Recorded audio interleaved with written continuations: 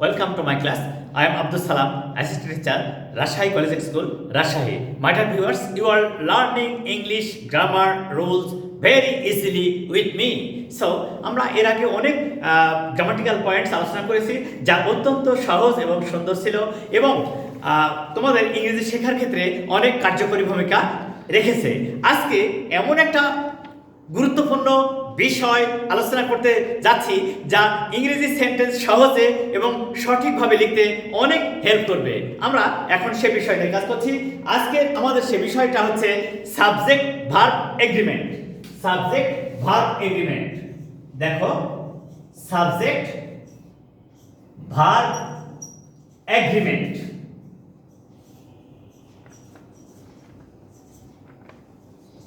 আশা করি তোমরা এই টপিক বা হেডলাইন দেখেই বুঝতে পারছো যে এটা কত সহজে সুন্দর করে লেখা সম্ভব। তাহলে আমরা দেখি প্রথম সেন্টেন্সটা কেমন হয়। she have goes to school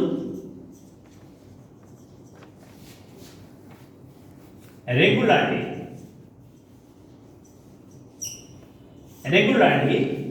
she have goes। একটা মজার ব্যাপার আমরা এখানে দেখব যে আমরা কিন্তু বহুবার এই কথাটা আলোচনা করেছি। সেটা কি যে subject third person singular number present tense হলে ভার্বের সাথে এস বা ইয়ে যুক্ত হয়। আর প্রশ্ন হলো যে প্রেজেন্ট টেন্স আছে বুঝবো কিভাবে? Yes, that's nice. সেটা হলো রেগুলারলি। এই যে আমরা কিন্তু বহুবার বলেছি সেন্টেন্সে daily, everyday, very often, sometimes, usually, normally, generally, regularly এই সমস্ত অ্যাডভার্ব উল্লেখ থাকলে they always indicate the habitual action of a person. They always indicate the habitual action of a person. Yes, so that will be present indefinite tense. আর যেহেতু এটা present indefinite tense হবে এইটা দেখে বুঝলাম। তারপরে কি দেখলাম? সাবজেক্ট she have সিঙ্গুলার, তাহলে ভার্ব হবে সিঙ্গুলার। তাহলে বৈশিষ্ট্য কেমন হবে? Subject third person singular number হলে ভার্বের সাথে এস বা এস যুক্ত হবে। তাহলে আমাদের উত্তরটা হচ্ছে এইটা, she have goes। she have goes। তাহলে আমরা এখানে কি শিখলাম? Subject third person singular number present tense হলে ভার্বের সাথে এস বা ইএস যুক্ত হয়। she have একটা ছেলের নাম, a student, the name of a student, তাই সিঙ্গুলার আর ভার্বের সাথে হলো এসএস, কারণ এই যে regularly indicates the present indefinite action. Okay, nice. তাহলে আমরা এখানে সহজে বুঝতে পারলাম যে কিভাবে একটা চমৎকার সেন্টেন্স লেখা যায়। এরপরের সেন্টেন্সটা দেখো তো।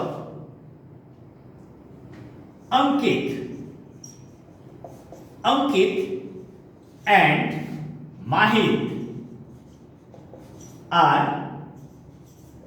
is the students of class 10. এবারে এই বিষয়টা খেয়াল রাখো। অঙ্কিত এন্ড মাহিদ এই যে যুক্ত হয়েছে এন্ড দ্বারা, যুক্ত হয়েছে অঙ্কিত এন্ড মাহিদ যুক্ত হয়েছে এন্ড দ্বারা। তাহলে সহজেই তুমি বুঝতে পারছো যে সাবজেক্ট প্লুরাল। এখানে মজার বিষয়টা হচ্ছে আমরা কিন্তু সবসময় একটা বিষয় খেয়াল করবো, subject singular, verb singular, subject plural, verb plural হবে। এটা আমাদের শেখার বিষয়। Subject singular, verb singular, subject plural, verb plural হবে। তাহলে আমাদের উত্তরটা হচ্ছে কি?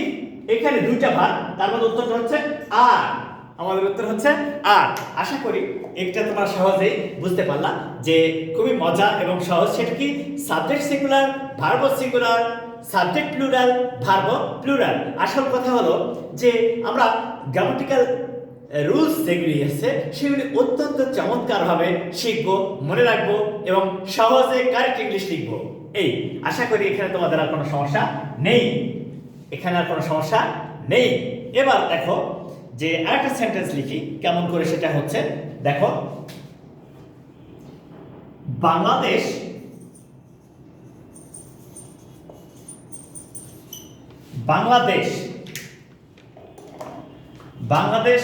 Government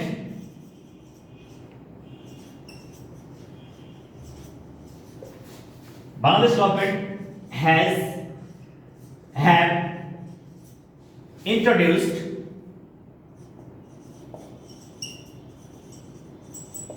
Bangladesh government has introduced compulsory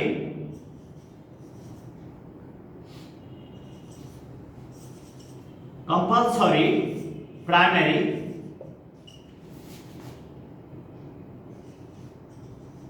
education.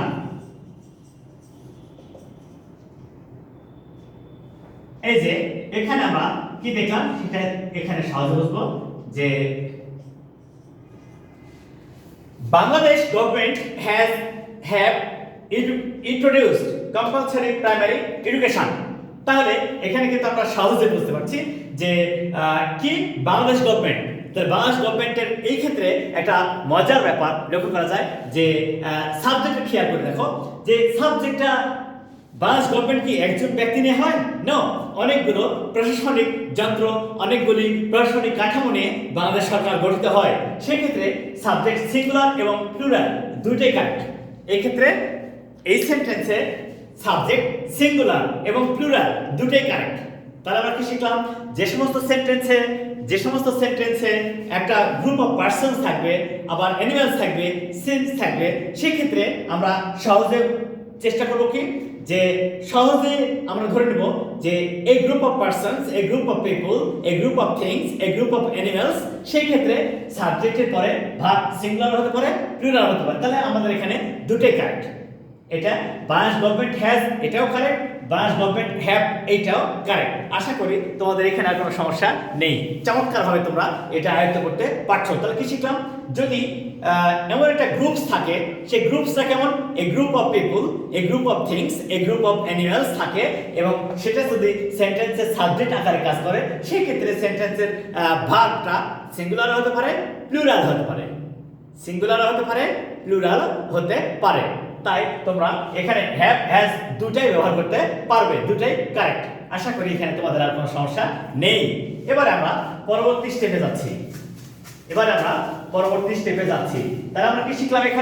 এখানে শিখলাম এইটাও কারেক্ট, এইটাও কারেক্ট, হ্যাভও কারেক্ট, হ্যাজও কারেক্ট। সো তোমাদের এখানে আর কোনো সমস্যা নেই, চমৎকারভাবে শিখতে পারবে এবং সহজেই। আমরা কিন্তু প্রথমে বলেছি যে অত্যন্ত সহজ এবং সঠিক নিয়মে সাবজেক্ট ভার্ব এগ্রিমেন্টটা শেখা আজকে আমাদের টার্গেট, যেটা আমাদের আজকে প্রয়োজন। সেটা কি দেখো তো? স্ট্যাটিস্টিক্স।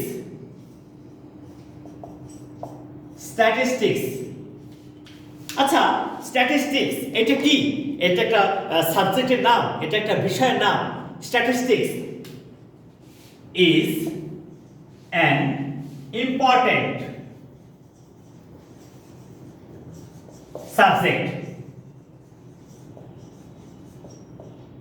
Statistics subject verb।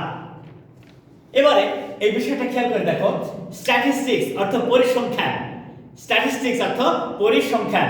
আচ্ছা, এই ওয়ার্ডস এর গঠনটা কিন্তু প্লুরাল। দেখো এস যুক্ত হয়ে আছে না? এইটা দেখে যেমন ফিজিক্স, যেমন এখানে দেখো ফিজিক্স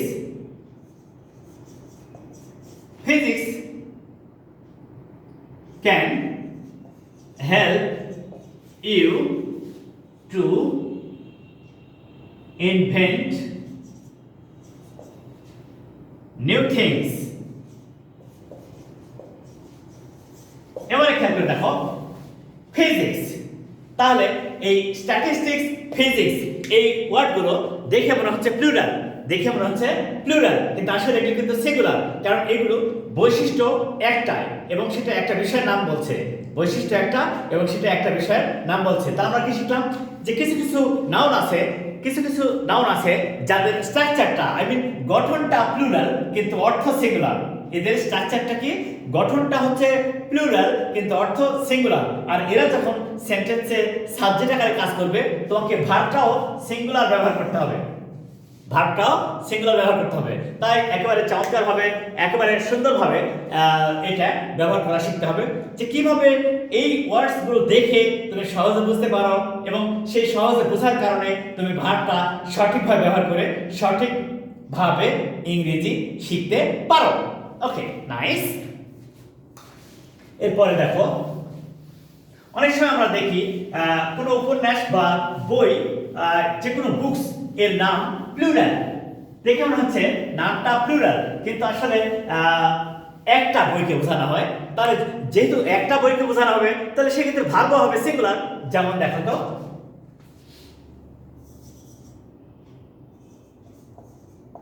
গ্যালিভার্স ট্রাভেলস।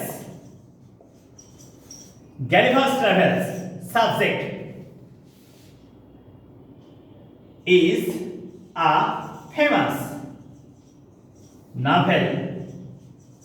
দেখো তো, Gulliver's travels is a famous novel.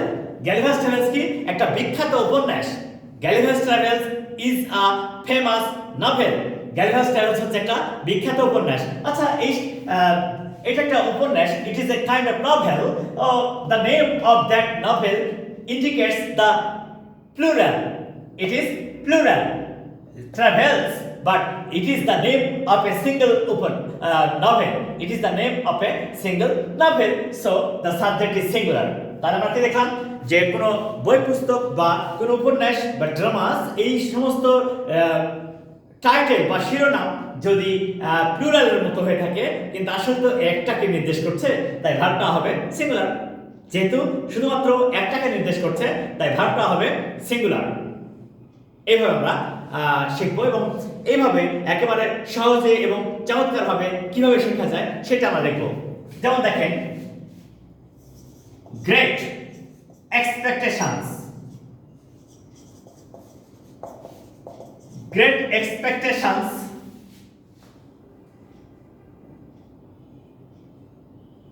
is a famous novel. এবার দেখো তো, great expectations is a famous novel, এইটা একটা উপন্যাসের নাম। মহান প্রত্যাশা, গ্রেট এক্সপেকটেশনস কি বলছে?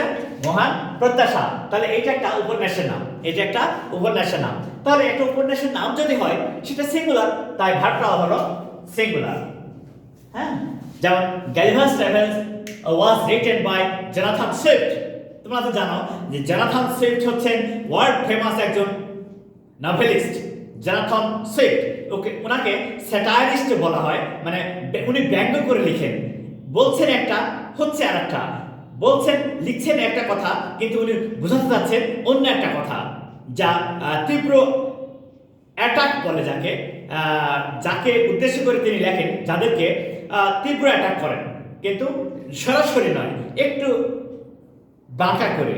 এই জন্য ওনাকে বলা হয়, জোনাথন সুইফটকে বলা হয় the greatest satirist in the world. তাহলে আমরা এখানে কি শিখলাম যে কিছু উপন্যাস বা বই এর নাম লেখা আছে প্লুরাল, মানে স্ট্রাকচারটা হচ্ছে প্লুরাল, কিন্তু অর্থ সিঙ্গুলার, মানে একটাকে নির্দেশ করছে।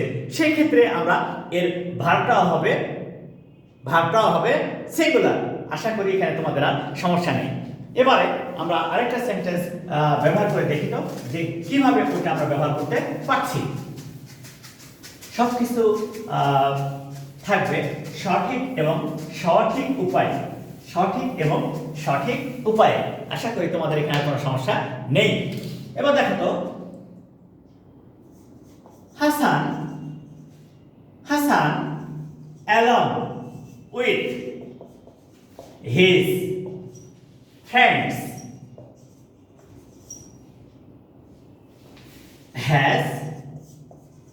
have come here just now. দেখো তো কি বলছে, Hasan along with his friends, Hasan along with his friends, Hasan তার বন্ধুদের সাথে এইমাত্র এখানে এসেছে, এইমাত্র এখানে এসেছে। এই যে along with, তাহলে এখানে আমরা কি শিখবো? সেন্টেন্সে যদি along with, together with, accompanied by, as long as well as এই সমস্ত ফ্রেজ উল্লেখ থাকে, এদের পূর্বের সাবজেক্ট অনুযায়ী ভার্ব হয়, এদের পূর্বের সাবজেক্ট অনুযায়ী ভার্ব হয়। সেক্ষেত্রে কি হাসান, এই হাসানটা হচ্ছে সিঙ্গুলার সাবজেক্ট এবং সিঙ্গুলার। তাহলে ভার্বটা কি হবে? হ্যাজ, ভার্বটা হবে হ্যাজ, কারণ এখানে his friends plural, but his friends plural, কিন্তু তারপরেও এখানে আমরা কি শিখলাম, যদিও হিজ ফ্রেন্ডস প্লুরাল কিন্তু আসলে অ্যালং উইথ এর পূর্বের সাবজেক্টটা সিঙ্গুলার, অ্যালং উইথ এর পূর্বের সাবজেক্টটা সিঙ্গুলার, তাই ভার্বটা হবে সিঙ্গুলার, সেই ক্ষেত্রে হলো হ্যাজ। আশা করি তোমাদের এখানে আর কোনো সমস্যা নেই।